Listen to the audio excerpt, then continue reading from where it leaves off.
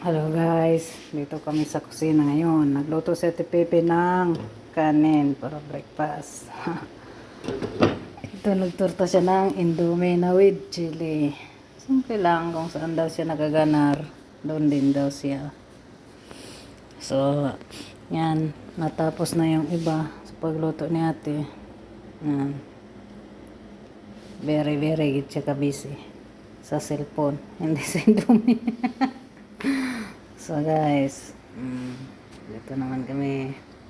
So syempre, kami dalawa ni Ate. Ay. So, kainan na mamaya. Pagkatapos maglinis, so syempre, dito naman. Magano ka pa ng susti?